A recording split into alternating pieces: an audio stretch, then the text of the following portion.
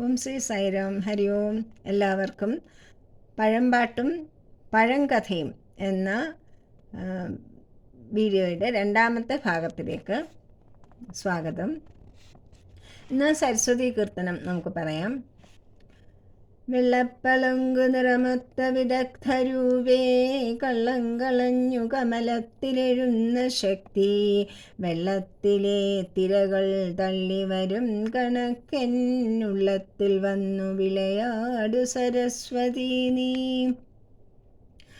51 കലിത തനുലതേ വേദമാകുന്ന ശാഖിക്കൊമ്പത്തൻപോടു പൂക്കുന്ന പൂന്തേൻ കുഴമ്പേ, ചെമ്പത്താർ ബാണ ഡംഭ പ്രശമന സുഗുതോർത്തപാത്ത സൗഭാഗ്യലക്ഷ്മി, സമ്പത്തെ കുമ്പിടുന്നേൻ കഴലിന വയലാധീശ്വരി വിശ്വനാഥേ.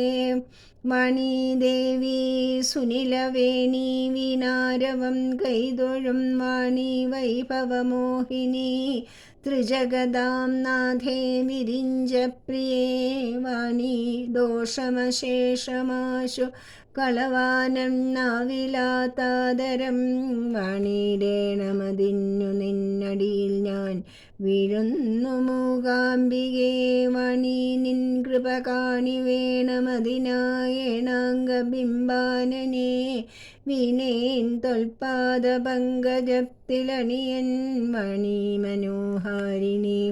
വാണി നിർജിത വേണുഗാനമധുരേ വാണി ഗുണം നൽകുവാൻ, വാണിയിടെൻ്റെ രസജ്ഞയായ മണിമഞ്ചം തന്നിൽ മൂകാംബികേ. ഹരിഹര സുരവൃന്ദം പോലുമെന്നംബികേ നിൻ പെരിയൊരു കനിവില്ലെന്നാകിലോ മൂകരത്രേ, വരമരുളുക വേണം വാണിമാതേ നമുക്കും പെരിയൊരു പനച്ചക്കാടമർന്നിടുമമ്പേ. സരസ്വതി നമസ്തുഭ്യം വരദേ കാമരൂപിണി, വിദ്യാരംഭം കരിഷ്യാമി സിദ്ധിർ ഭവതു മേ സദാ. സരസ്വതി നിൻ ചരണാരവിന്ദം ശിരസിൽ വച്ചിട്ട് കുമ്പിടുന്നേൻ, പഠിച്ചതൊന്നും മറവാതിരിപ്പാൻ വരപ്രസാദം തരികൻ്റെ തായേ. ജ്ഞാനദേവതേ വാണി മാതേ നീ വാണിടേണമെൻ മാനസേ, വേദമാതാവേ വന്ദനീയേ നീ മാമകാന്ധത നീക്കണേ, ദുഃഖപൂരിതമായ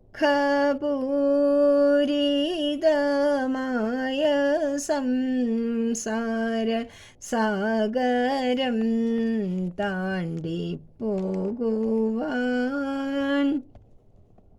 ഞാനൊക്കെ വഞ്ചിയേകണേ നീയൻ സാധുമാനസദീപമേ.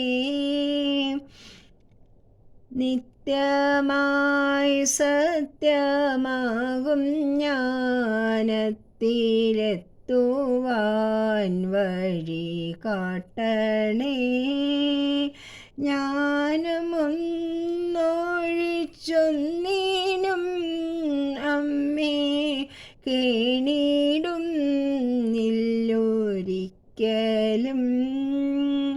അംബികേ മമ ഹൃത്തടേ വന്നു നൃത്തമാടുക നിത്യവും, വാണി മാതാവേ വീണാപാണി നീ വാണിടേണമെൻ മാനസേ. ജ്ഞാനദേവതേ വാണി മാതാവേ വാണിടേണമെൻ മാനസേ. എന്നൊരു ചെറിയ കഥ പറയാം. അഹങ്കാരം ഉപേക്ഷിക്കണം. അഹങ്കാരം ആർക്കുണ്ടായാലും, ദേവനാണെങ്കിലും മനുഷ്യനാണെങ്കിലും ദാനവനാണെങ്കിലും ആർക്കുണ്ടായാലും ഭഗവാൻ അത് സഹിക്കില്ല. ബാക്കി എല്ലാ കുറ്റങ്ങളും ഭഗവാൻ ഒരു പക്ഷേ ക്ഷമിച്ചു എന്ന് വരാം. പക്ഷേ അഹങ്കാരം മാത്രം ഭഗവാൻ എത്ര വലിയ ഭക്തനാണെങ്കിലും അത് ക്ഷമിക്കാൻ ഭഗവാൻ സാധിക്കില്ല. ഒരു ചെറിയ കൊട്ട്, ഒരു ചെറിയ ശിക്ഷ തന്നിരിക്കും. അതാണ് ഇന്നത്തെ ഒരു കഥ നമ്മൾ പറയാൻ പോണത്. അതായത് വൈശ്രവണൻ, നിങ്ങൾക്ക് എല്ലാവർക്കും അറിയാം വൈശ്രവണനെ പറ്റി. കുബേരൻ ഒരു പേരും കൂടെ ഉണ്ട്. അതായത് ദേവന്മാരുടെ നിധിയുടെ അധികാരിയാണ് അദ്ദേഹം. ഏറ്റവും ദേവന്മാരെക്കാളൊക്കെ ഒരുപാട് സ്വത്ത്, നിധിയുടെ അധിപനാണ് കുബേരൻ. അഷ്ടദിക്പാലന്മാരിൽ ഒരാളാണ് കുബേരൻ. കുബേരൻ്റെ സ്ഥാനം നോർത്താണ്, അതായത് വടക്ക് ദിക്കിലാണ് കുബേരൻ അധിവസിക്കുന്നത്. യക്ഷരാജാവാണ്, അതായത് കൈലാസത്തിലാണ് അദ്ദേഹത്തിൻ്റെ ഇരിപ്പിടം. അതുകൊണ്ടാണ് വടക്ക് ദിക്കിലെ ദിക്പാലന്മാരിലൊരാളായിട്ട് അദ്ദേഹത്തെ തിരഞ്ഞെടുത്തിരിക്കുന്നത്. സമൂഹത്തിൽ പലരും ഉണ്ടല്ലോ, ഗന്ധർവന്മാർ, യക്ഷന്മാർ. അതിലെ യക്ഷന്മാരുടെ രാജാവാണ് കുബേരൻ. അപ്പം അദ്ദേഹത്തിന് സകല സമ്പത്തിൻ്റെയും അധിപനായ ഒരു യക്ഷരാജാവാണ്, ഒരു ദേവനാണ് കുബേരൻ. അദ്ദേഹത്തിൻ്റെ പിതാവ് വിശ്രവസ്, അതായത് രാവണൻ്റെ പിതാവും വിശ്രവസ് തന്നെയാണ്. രാവണൻ്റെ ഇവരെല്ലാവരും ബ്രഹ്മാവിൻ്റെ പുത്രൻ്റെ പൗത്രന്മാരാണ്. അപ്പോൾ വിശ്രവസിൻ്റെ കൈകസി എന്ന ഭാര്യയിലുണ്ടായ മകനാണ് രാവണനും കുംഭകർണനും വിഭീഷണനും. അവരിൽ തന്നെ ഇളവിത എന്നൊരു ഭാര്യ ഉണ്ടായിരുന്നു വിശ്രവസിന്. അദ്ദേഹത്തിൻ്റെ മകനാണ് യക്ഷരാജനായ വൈശ്രവണൻ അല്ലെങ്കിൽ കുബേരൻ. അപ്പോൾ കുബേരന് 2 മക്കളെ കഥ നമുക്കറിയാം, മണിഗ്രീവനും നളകൂബരനും. അവരാണ് 2 മരങ്ങളായിട്ട് ഗോകുലത്തിൽ നിൽക്കാൻ നാരദ മഹർഷി ശപിച്ചിട്ട് അവിടെ നിൽക്കുകയും ഭഗവാൻ ഉരല് കൊണ്ടുവന്ന കൃഷ്ണാവതാരത്തിൽ ഭഗവാൻ നിങ്ങൾക്ക് മോക്ഷം നൽകുമെന്ന് പറഞ്ഞതും ആ 2 മക്കളും ഈ യക്ഷരാജൻ്റെയാണ്. വേറെ മക്കളൊക്കെ ഉണ്ട്.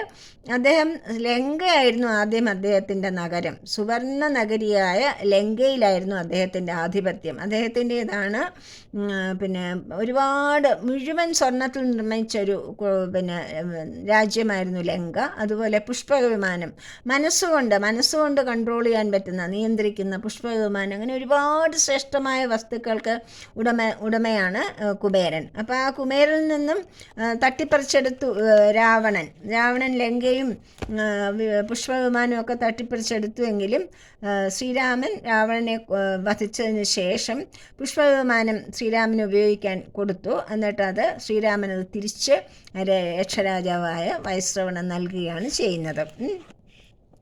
അപ്പോൾ കുബേരന് ഭയങ്കര ശിവഭക്തനാണ്. കുമാരൻ അതിശ്രേഷ്ഠനായ ഒരു ശിവഭക്തനായിരുന്നു. അതുകൊണ്ട് തന്നെ ഭഗവാൻ ഹിമാലയത്തിൽ അളകാപുരിയിലാണ് വസിക്കാനായിട്ട് അദ്ദേഹത്തിന് അനുവദിച്ചു ഭഗവാനെ. അപ്പോൾ അതിൽ ശിവഭക്തനായിരുന്ന കുബേരന് അങ്ങനെ ഭക്തനായതിലും കുബേരനായതിലും സകല ഐശ്വര്യങ്ങൾക്കും അധിപനായതുകൊണ്ടും പതുക്കെ നമുക്ക് എല്ലാവർക്കും ഉണ്ടാകുന്നത് പോലെ കുബേരൻ്റെ മനസ്സിലും അഹങ്കാരത്തിന്, ഞാൻ വലിയ കേമനാണ്, ദമ്പം, അഹങ്കാരം, ഗർവം, ഇതൊക്കെ കുറേശ്ശായിട്ട് വ്യാപിക്കാൻ തുടങ്ങി. അപ്പോൾ ഭഗവാൻ ഭക്തന്മാർക്ക് ദമ്പവും ദർപ്പവും ഒക്കെ ഉണ്ടായാൽ ഉടൻ തന്നെ അത് ഇല്ലായ്മ ചെയ്യും. മനസ്സിലായി? അവരെ നശിപ്പിക്കുകയല്ല, അവരെ അതിൽ നിന്ന് കരകയറ്റുവാനാണ് ഭഗവാൻ ശിക്ഷ നൽകുന്നത്. അങ്ങനെ അദ്ദേഹം ഭയങ്കരമായിട്ട് അഹങ്കാരത്തോടുകൂടി ഭരിച്ചുകൊണ്ടിരിക്കുന്ന കാലത്ത് ഭഗവാൻ മഹാദേവൻ തീരുമാനിച്ചു, ഇങ്ങനെ വിട്ടാൽ പറ്റില്ല, അയാൾക്ക് നേർവഴി കാണിച്ചു കൊടുക്കണം. കാരണം ഒരു ദിക്കിൻ്റെ തന്നെ അധിപനാണല്ലോ, ദേവനായിട്ട് വെച്ചിരിക്കുന്ന ആളാണ്. അപ്പം ഇങ്ങനെ അഹങ്കാരമൊന്നും പാടില്ല, അതുകൊണ്ട് നേർവഴി കാണിക്കണം എന്ന് പറഞ്ഞിട്ട് ഒരു സംഭവം ഉണ്ടാവുകയാണ്. അതായത് ഒരു ദിവസം ആ അഹങ്കാരത്തോടു കൂടി തന്നെ കുബേരൻ പോയിട്ട്, ഞാൻ വലിയൊരു സദ്യ ഒരുക്കുന്നുണ്ട്, അതിൽ മഹാദേവനും പാർവതിയും മക്കളായ സുബ്രഹ്മണ്യസ്വാമിയും ശ്രീഗണേശനും പങ്കെടുക്കണം എന്ന് പറഞ്ഞ് ക്ഷണിക്കാനായിട്ട് കൈലാസത്തിലെത്തി. മഹാദേവൻ വളരെ സന്തോഷത്തോടുകൂടി അത് അംഗീകരിച്ചു. ഞങ്ങൾ വിരുന്നിന് പങ്കെടുക്കാം എന്ന് പറഞ്ഞു. അങ്ങനെ അദ്ദേഹത്തെ അനുഗ്രഹിച്ച് പറഞ്ഞയച്ചു. അപ്പം കുബേരൻ അങ്ങനെ അവിടെ ചെന്നിട്ട് ഭയങ്കര ഒരുക്കങ്ങളാണ്. അതായത് സുവർണ നഗരി തന്നെയുള്ള അദ്ദേഹത്തിൻ്റെ നാടായ ഹിമാലയത്തിലെ അളകാപുരി എന്ന് വെച്ചാൽ അത്രയ്ക്ക് ഭയങ്കര സൗന്ദര്യമുള്ള അതിസുന്ദരമായ ഒരു നഗരമാണത്. വളരെ വിശിഷ്ടമായ ഒരുപാട് പിന്നെ സംവിധാനങ്ങളൊക്കെ ഒരുക്കി വലിയ സദ്യയാണ്. മഹാദേവൻ വരെ അധ്യക്ഷനാകുന്ന ഒരു സദ്യ എന്ന് പറയുമ്പോൾ അതിൻ്റെ ഊറ്റം എന്തായിരിക്കും നമുക്ക് ഊഹിക്കാവുന്നതല്ലേ ഉള്ളൂ. അത്ര വലിയൊരു സദ്യയൊക്കെ ഒരുക്കി വന്നു. അപ്പം മഹാദേവനും ദേവിയും പിന്നെ അന്ന് രാവിലെ പറഞ്ഞു, ഞങ്ങൾക്ക് കുറച്ച് അസൗകര്യമുള്ളതുകൊണ്ട് ഞങ്ങൾ അതിൽ പങ്കെടുക്കാൻ വരുന്നില്ല, പകരം ഗണേശനെ അയക്കാം. ഗണപതി വന്നിട്ട് ഞങ്ങൾക്ക് റെപ്രസെൻറ്റേറ്റീവായിട്ട്, ഞങ്ങളുടെ പ്രതിനിധിയായിട്ട് ഗണേശനെ അയക്കാം എന്ന് പറഞ്ഞ് ഗണേശനെ അയച്ചു. അപ്പം യക്ഷരാജന് അത്രയ്ക്ക് അങ്ങോട്ട് ഇഷ്ടപ്പെട്ടില്ല. കാരണം ഗണപതിയല്ലേ, ഗണപതിയെ പറ്റി അത്ര വലിയ കാണാൻ സുന്ദരൻ നല്ല എന്നാണല്ലോ. സൗന്ദര്യം ദേഹത്തിലോ അല്ലെങ്കിൽ മുഖത്തിലോ ഒന്നും അല്ലല്ലോ ഇരിക്കുന്നത്. അത് കണ്ടുപിടിക്കാനുള്ള സാമർഥ്യം ഇല്ല. അഹന്ത വന്നു പോയാൽ അതൊക്കെ നമുക്ക് നഷ്ടപ്പെടും. അപ്പം അങ്ങനെ കുബേരൻ അത്ര തൃപ്തിയൊന്നും ആയില്ല. എന്നാലും ഭഗവാൻ പറയുന്നത് കേൾക്കണമല്ലോ. അപ്പോൾ ശരി, സന്തോഷത്തോടുകൂടി ഗണപതി വന്നോട്ടെ എന്ന് പറഞ്ഞ് ക്ഷണിച്ചു. അപ്പോൾ എല്ലാവരെയും ഇരുത്തി. അപ്പോൾ ആദ്യം ഗണപതിക്ക് തന്നെ വിളമ്പാം. ഗണപതിക്കാണല്ലോ ആദ്യ പൂജയ്ക്ക് അർഹൻ. അതുകൊണ്ട് അത് ഭഗവാൻ കൊടുത്ത വരമാണ്. ആദ്യ പൂജയും എവിടെ ആദ്യമായിട്ട് എന്ത് ചെയ്യുമ്പോഴും ഗണപതിക്ക് കൊടുത്ത ശേഷമേ തുടങ്ങാൻ പാടുള്ളൂ എന്നുള്ള ഒരു വിഘ്നേശനാണ്. വിഘ്നം ഉണ്ടാക്കാനും വിഘ്നമില്ലാതെയാക്കാനും കെൽപ്പുള്ള ആളാണ് ഭഗവാൻ വിഘ്നേശൻ. അതായത് പിന്നെ ഭക്തർക്ക് വിഘ്നങ്ങൾ ഇല്ലാതെയാക്കുവാനും അതുപോലെ അവർക്ക് അപകടം സംഭവിക്കില്ല, അവർക്ക് തന്നെ വിഘ്നം ഉണ്ടാക്കുവാനും ഗണപതി ഭഗവാൻ മുന്നിട്ട് നിൽക്കും. അങ്ങനെയുള്ള ഗണപതി ഭഗവാനെ ഇരുത്തിക്കൊണ്ട് ഭയങ്കരമായിട്ട് കൊടുക്കാൻ തുടങ്ങി. കൊണ്ടുവച്ചു. ആഹാരം കൊണ്ടുവയ്ക്കും മുമ്പ് നിമിഷം കൊണ്ട് മുമ്പിലിരുന്ന ഭക്ഷണം തീരും. അങ്ങനെ കൊട്ടക്കണക്കിന് പിന്നെയും എനിക്ക് വിശപ്പ് തീർന്നില്ല, കൊണ്ടുവരൂ എന്ന് പറഞ്ഞുകൊണ്ടിരിക്കുക. ഒരാൾ ഭക്ഷണം കഴിച്ച് തീർന്നിട്ട് വേണം ബാക്കിയുള്ളവർക്കൊക്കെ വിളമ്പാൻ. അതായത് ഗണപതി ഭഗവാന്റെ ആരാധന കഴിഞ്ഞിട്ട് വേണം ബാക്കി എല്ലാവർക്കും സദ്യ വിളമ്പാനായിട്ട്. അപ്പോൾ പിന്നെയും ഗണപതിക്ക് തൃപ്തിയാവുന്നില്ല. പിന്നെയും കൊണ്ടാന്ന് പറഞ്ഞു. പിന്നെ കൊണ്ടുവന്നു. ഉള്ള സ്വീറ്റ്സ് മുഴുവൻ തീർന്നു, ഉള്ള ഭക്ഷണം മുഴുവൻ തീർന്നു, ഉള്ള മലക്കറി മുഴുവൻ തീർന്നു, പച്ചയ്ക്കുള്ള പിന്നെ അതും പകയാതെ ഗണപതിക്ക് ദേഷ്യം വന്നു തുടങ്ങി. ഗണപതി എഴുന്നേറ്റ് എല്ലാം കൊണ്ടുപോകാന്ന് പറഞ്ഞു. അപ്പോൾ കലവറയിലുള്ള സകല സാധനങ്ങളും തീർന്നു, പച്ചയ്ക്കുള്ള അരി പച്ചക്കറികളെല്ലാം തീർന്നു. എന്നിട്ടും ഗണപതിയുടെ വിശപ്പ് തീരുന്നില്ല. ലംബോദരനാണ്. എന്താണ് ലംബോദരൻ്റെ അർത്ഥം? ലംബമായ ഉദരത്തോടു കൂടിയവൻ എന്ന് വെച്ചാൽ എന്താണ്? ഇതെല്ലാം തിന്നുന്നു എന്നാണ് അർത്ഥം. അത്രയ്ക്ക് അധികം മഹാശക്തനാണ് ഗണപതി. അഷ്ടസിദ്ധികളിലുള്ള എല്ലാ അഷ്ടസിദ്ധികളുമുള്ള ഗണേശനാണ്. അപ്പോൾ അവിടെ ചെന്നിട്ട് ഭഗവാൻ എല്ലാം തീർന്നു, എല്ലാ ഭക്ഷണവും തീർന്നു, പച്ചക്കുള്ള പലക്കറികളും ഒക്കെ തീർന്നു, കലവറയിലും ഒന്നും ബാക്കിയില്ല. അപ്പോൾ പാത്രങ്ങൾ എടുത്ത് തിന്നാൻ തുടങ്ങി. ആ കുബേരന് രക്ഷയില്ല. കുബേരൻ പേടിച്ച് ഓടി മഹാദേവൻ്റെ അടുത്ത് എന്നിട്ട് പറഞ്ഞു, ഭഗവാനെ ഒരു രക്ഷയില്ല, എന്നെ ഒന്ന് രക്ഷിക്കണം, എൻ്റെ അഹങ്കാരം കൊണ്ട് ഞാൻ നിങ്ങൾക്ക് എല്ലാവർക്കും സദ്യ തരാം എന്നുള്ളൊരു അഹങ്കാരം എനിക്ക് വന്നുപോയി, എന്നെ രക്ഷിക്കണം. ഗണേശൻ എന്നെ തിന്നാനായിട്ട് എൻ്റെ പുറകെ പാഞ്ഞു വരുന്നുണ്ട്, എന്നെ ഇപ്പം പിടിക്കും, എന്നെ രക്ഷിക്കണേ എന്ന് പറഞ്ഞ് ഭഗവാന്റെ അമ്മയുടെയും കാൽക്കൽ വീണ് നമസ്കരിച്ചു. അപ്പോഴത്തേക്കും ഗണപതി വാ കൊണ്ടാന്ന് പറഞ്ഞ് പുറകെ ഓടി വരികയാണ്. അപ്പോൾ മഹാദേവി പാർവ്വതീദേവി എന്ത് ചെയ്തു? ഒരു ചെറിയ ഗ്ലാസ്സിലൊരു തുളസി ഇല ഇട്ടിട്ട് ആ വെള്ളം ഗണപതിക്ക് കുടിക്കാനായിട്ട് കൊടുത്തു. ഒരു പായസം, ഒരു ചെറിയ കപ്പിൽ ഒരു പായസം എടുത്തിട്ട് ഇത് കുടിച്ചോളൂ മകനെ എന്ന് പറഞ്ഞു കൊടുത്തതും അത് കുടിച്ചതും ഗണപതിയുടെ വിശപ്പൊക്കെ തീർന്നു, സംതൃപ്തനായി, സന്തുഷ്ടനായി.